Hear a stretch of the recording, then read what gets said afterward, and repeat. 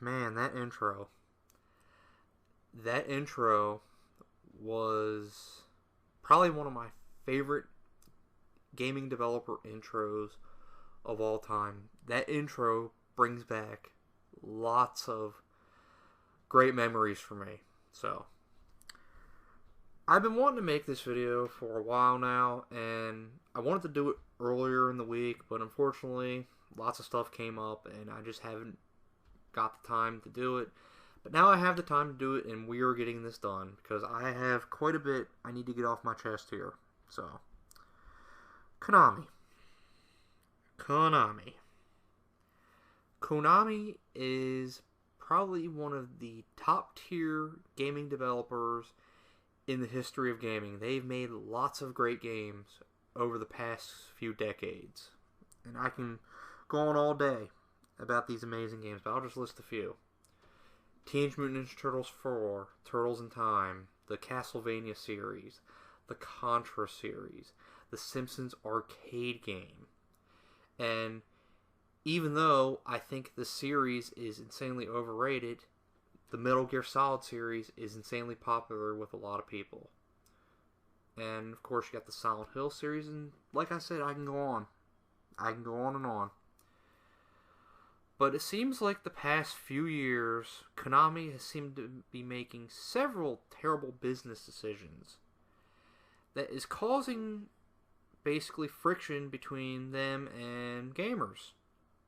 I remember the first decision that Konami made that put a bad taste in my mouth is when the Silent Hill HD collection came out, and there was, I think it was a save file glitch, and it happened on both the PS3 version and the 360 version. But they only fixed the PS3 version, and they had no plans whatsoever to fix the 360 version. And they never really gave a legitimate excuse why they couldn't fix the 360 version. I'm guessing in their mind there was something to do with the Xbox 360 architecture, but the funny thing is they made the game for the 360. So I don't see why they couldn't have fixed it. To me, when you do stuff like that, that's bad. It's not good for the customer. The 360 gamers are just as much customers as the PS3 gamers, and you basically screwed them over. I remember that being the first decision Konami made that left a bad taste in my mouth. But it seems like the past month and a half, Konami seems to be just going down this very, very, very steep hill of just bad decision after bad decision, and it's just crazy. Like, Kojima leaving Konami, that was a huge blow to them, and even though I think Kojima is overrated, I still see why people like him, and he's probably one of the top developers that Konami had. And he left them, and people were wondering why did he leave them. And then, of course, you had the disaster of PT being removed from the PlayStation Store, and then, of course, the Silent Hills upcoming game that was supposed to be a revival of the franchise, going back to survival horror roots, and Kojima was involved with it. They just canceled it because of the falling out with Kojima, but people were wondering why Kojima had a falling out with Konami, and I was wondering that too. Well, something came out that pretty much, at least in my opinion, shows why Kojima left Konami and left the sinking ship. Apparently, the Konami CEO came out and said that their big focus for their company moving forward will be mobile games.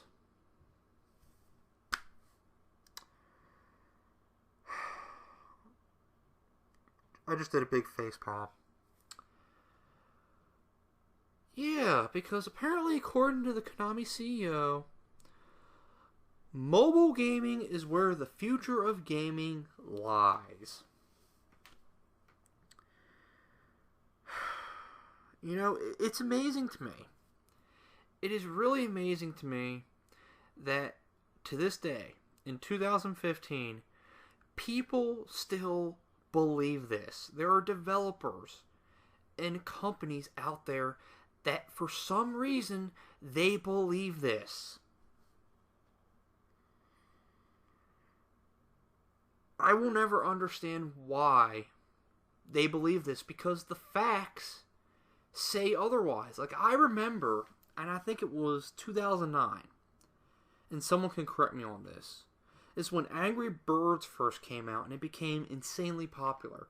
The developer of Angry Birds, and I forget his name and I even forget the company, basically came out and said that they were going to overtake gaming, and that console gaming is dead, and Angry Birds was going to become a bigger household name than Mario. I remember reading that back then, and I was like, what the hell are you smoking? What are you talking about? And here we are, 2015. Console gaming is doing just fine. PlayStation 4 has sold, 21, 22 million units? The Xbox One is doing well. The Wii U, not so much, but it's sold some. And you got handheld gaming, mostly with the 3DS, that's selling insanely well. And then you got PC gaming. Gaming as we know it is not dying. The facts show it. Console gaming, PC gaming, and handheld gaming are doing just freaking fine. But see, here's the funny thing about mobile gaming, that people, or at least the people making this statement, either they don't understand it or they're trying to ignore it so that other people don't understand it. And I will explain it. You want to know the main reason why mobile gaming is even popular in the first place? It's because most of these games on mobile platforms are free. They are free. All the Angry Birds games on iPhone and Android are free.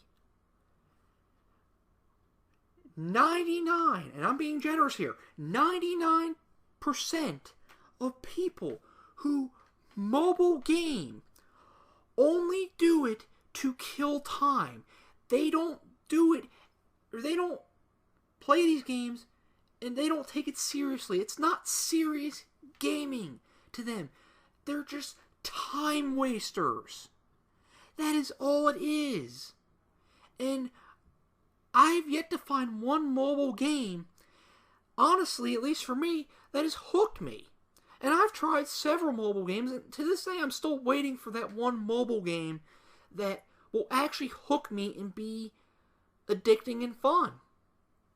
I've not found that yet.